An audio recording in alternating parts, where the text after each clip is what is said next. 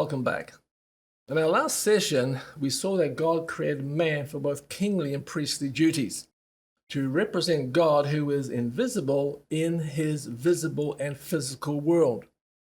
As a king, he would exercise God's kingdom authority, and as a priest, he would represent God and his will in creation and reflect creation's praise back to God.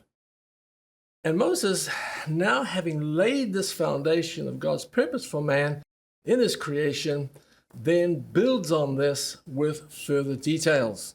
And Moses does so by teaching a rather radical idea, or at least radical in our day, but possibly not in his day. Moses teaches that man was created for work.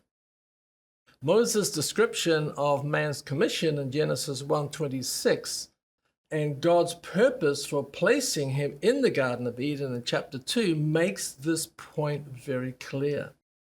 Man was to rule over God's creation, ordering it from its infancy to its full flourishing. And God placed man in the garden to work it and take care of it. Genesis 2 verse 15. The garden, among other things, was to be a microcosm of what God anticipated the whole earth to be like. Man was tasked with extending the Garden of Eden over the entire earth.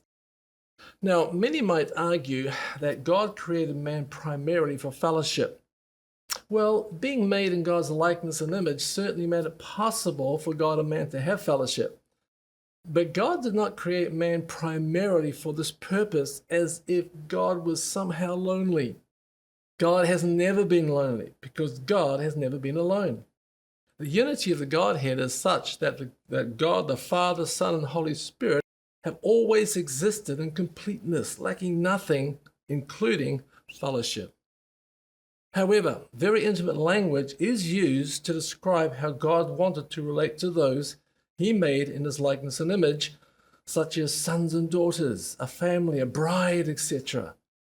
God's desire was for man to work with him as a son, not as a servant, as a bride, not as a housemaid, as part of his family, and not as some hired subcontractors.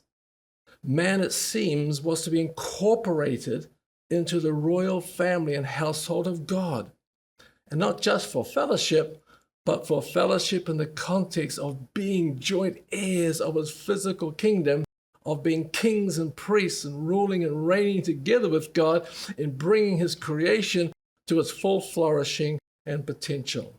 And this is where it gets really tricky. The noble status, this glorification God had destined for man, could not be created.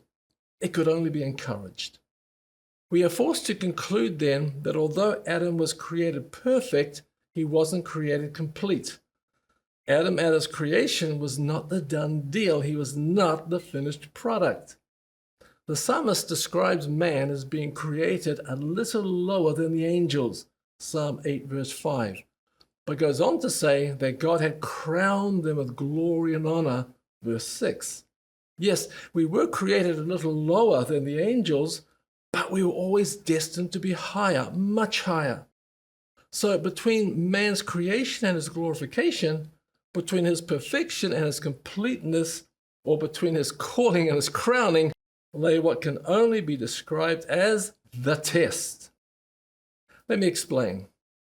Following Adam's commission in Genesis 1 verse 28 to rule over the entire earth, we find God, rather than thrusting him out into the world, so as we would expect to find God doing, instead, he was placing him in a garden.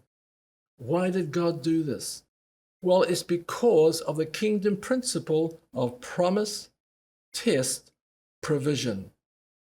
Before Adam could be entrusted with the promise of kingly authority over the whole earth, God needed to test him with a small piece of earth, the Garden of Eden. If Adam passed the test in the garden, he would qualify for the provision of kingly authority to rule over the whole earth. And what was the nature of the test? Well, it was quite simple, really. Adam had to show that he loved God with all his heart, soul, mind, and strength, which were the prerequisites of participating in God's royal family and reigning as a joint heir of his kingdom. Adam was to demonstrate this by working with God in humble submission to his will in the Garden of Eden. And this, of course, brings our focus onto an unusual tree in the garden, the tree of the knowledge of good and evil. Perhaps you, like me, when I was a young Christian, was baffled as to why God placed this tree in this beautiful garden. At face value, it seemed a mistake, right? But Professor Stanley Allison, in referencing this tree, says the cause of this disaster of Adam and Eve's failure was not the tree, nor was it the serpent. These provided only an occasion for two individuals to express their freedom of choice in respect to the will of God. The cause of this disaster was in their decision. Loving God with all their heart, soul, mind, and strength, expressed in humble obedience to Him, was the nature of the test. When Jesus came to earth, Paul says that Jesus did not consider equality with God something to be grasped, but humbled himself. Philippians 2, verse 6. Well, sadly, Adam and Eve did think equality with God was something to be grasped. In their disobedience of eating the fruit of the tree that God had forbidden them to eat from, they revealed a love for self more than a love for God, a desire to work independently from God rather than being dependent on God. And rather than reflecting God's image into His world, they preferred to reflect their own image into what they considered to be their world. So we could say that the tree of the knowledge of good and evil actually was positive, not a negative. It was in fact God's provision in providing man with the opportunity to qualify for royal family status and to experience the provision of becoming a joint heir of God's kingdom and to rule with kingdom authority over the whole earth. This tree was in fact one of the most precious features of the entire Garden of Eden. And what lesson in God's school of mission does this teach the children of Israel? Well, Adam and Eve were called to live a life on mission with God. They were given a commission, the promise. They failed to enter into the provision. The children of Israel had likewise been given a commission, a promise, a covenant that God had given first to their forefathers in Genesis 12, 2 and 3. This was a covenant of huge blessing, a blessing to them and through them to all the nations of the world. It was in essence the same promise that God had given to Adam and Eve in Genesis chapter 1, verse 28.